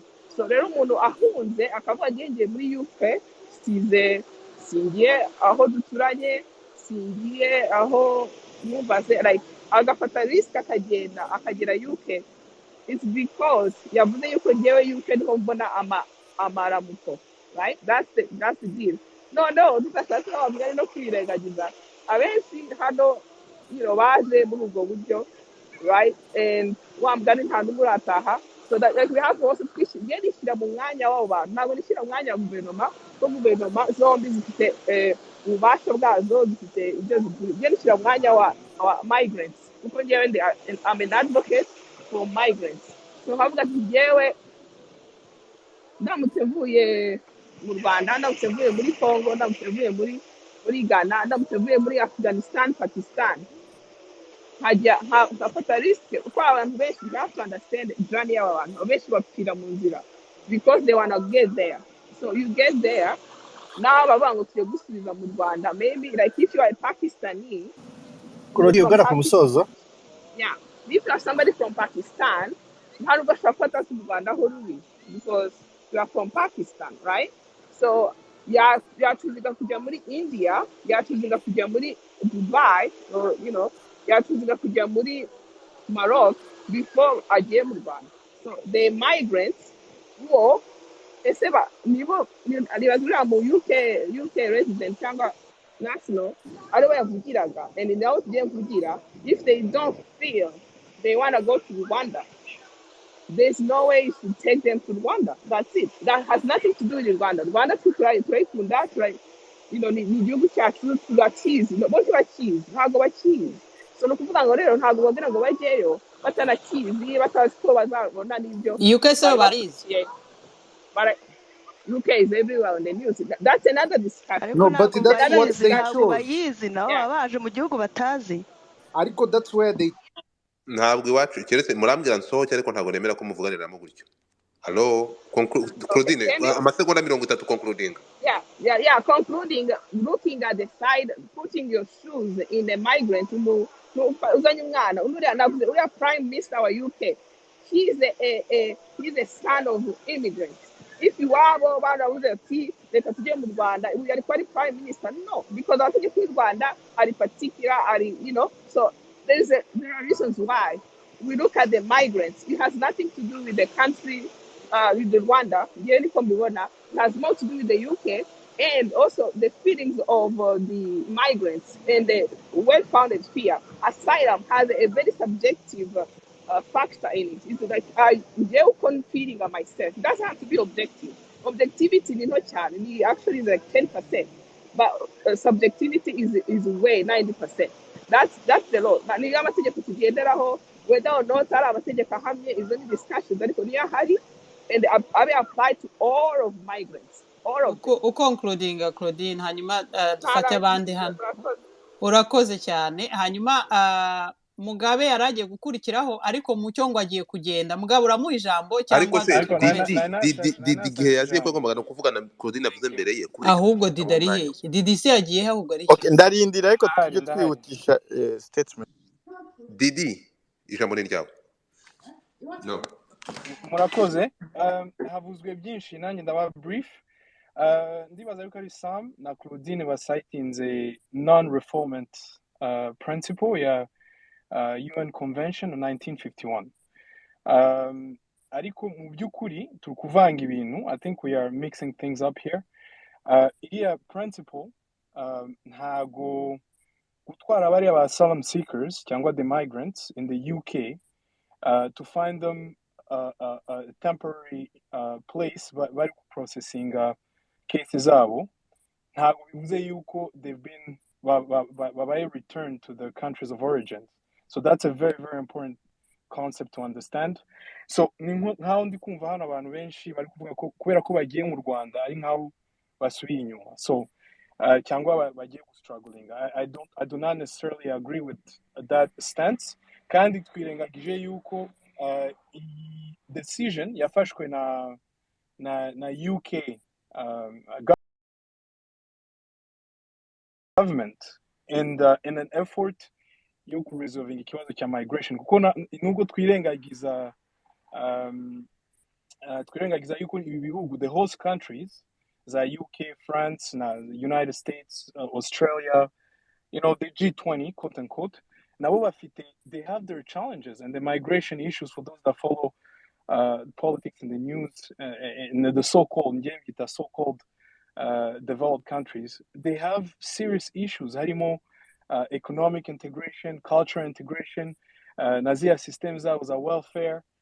These are very n'amaprogramu afata amafaranga menshi agasaba yuko haba a process nabo zikaba sustainable yuko babicontrollinga bakabimanaginga in a way that's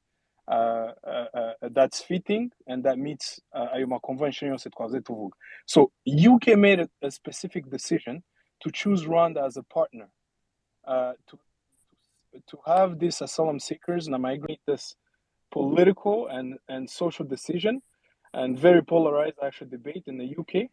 Ariko ba choosing Rwanda for reasons that are clear. Nabo ntago bagiye choosing igihugu gusa gutya on the grounds of hazard, right? So to conclude, I also think that I've heard someone here say that niba ari umuntu w'i Burundi ngo wari ufite ibibazo bya politiki ariko seeking asylum in the UK ageze mu Rwanda bazamusubizayo. I wouldn't agree because all these people will still be under the jurisdiction of the United Kingdom government, and the United Kingdom government is seeking partners to deter illegal migration and control migration, right? In the hopes that the people that will not be accepted as refugees can hopefully go back to the countries. That's my reading of the process, Marcos. Before you go, I have a question for you. Kuba ibintu bikorerwa abantu b'uruhu rumwe ko bikorerwa abarabu n'abirabura kubera ko abantu bava muri iki gihugu bari kurura muri Ukraine kubera ko batari muri abantu bagomba kujya mu Rwanda. Byo bivugaho iki? Ntabwo harimo racisme. Godfather sinkeka yuko ari abantu bavuye muri Africa gusa. I think it's for all asylum seekers, all migrants. Oya. Ari liste y'abantu bazagenda ufite Godfather. Uburetse gato barabavuze ibihugu bazavamo ariko ntimukababaheza nguni. Tugere nta nubwo cyangwa ngo tunatinde ko ndashaka ngo abantu bose basangira ijambo.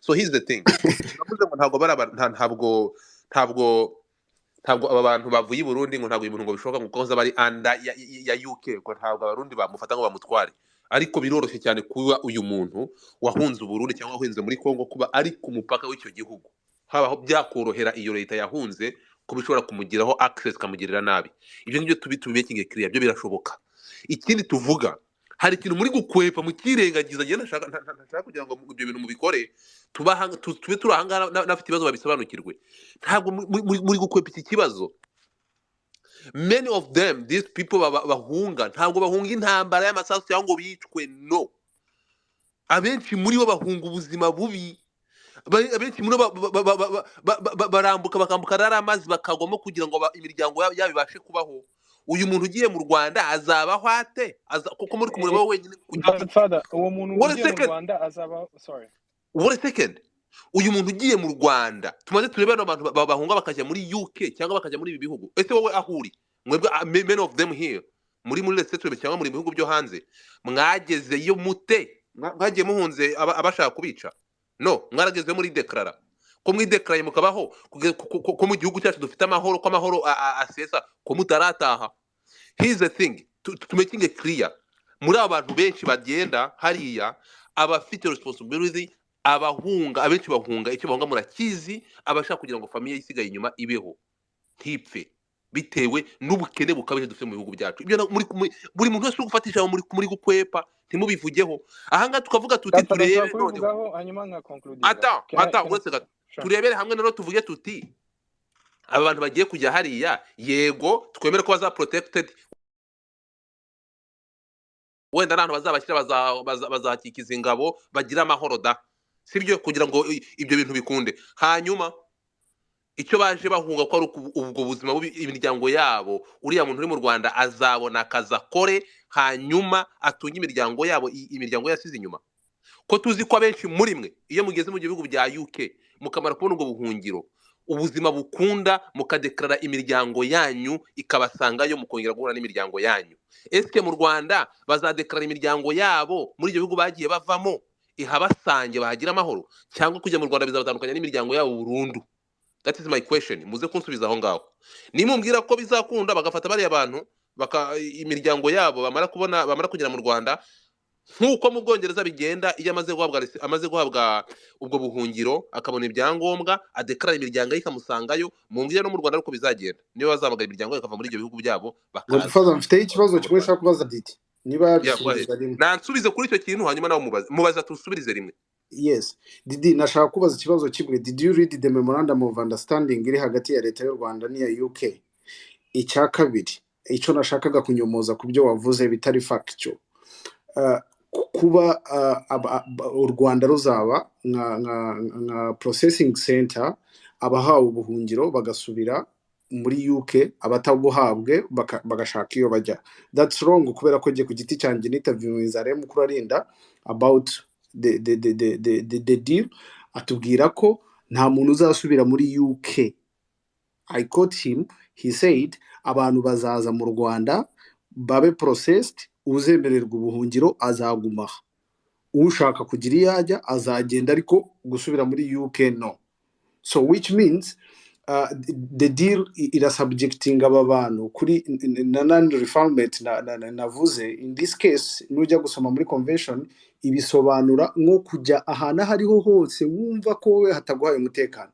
not necessarily gusubizwa mu rugo iwanyu kandi umutekano in this case guys twazamuye abantu bagomba kuvuga mu bihanga ariko reka complete my point like 1 minute so icho nashaka kubwira Didi when you look at